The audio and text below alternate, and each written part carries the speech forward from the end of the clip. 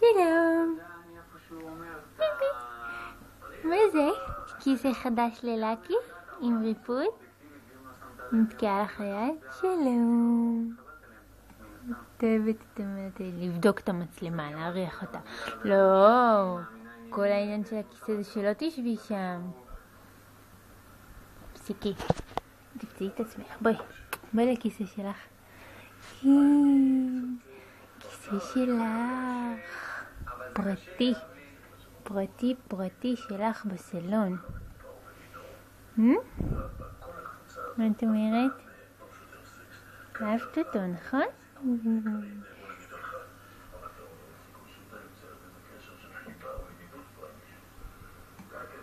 מה דעתך על הרגש שלי? גם מוצאת חן בעינייך? יופי, תשבי על הכיסא, טוב? חמודה. יפה של אמא.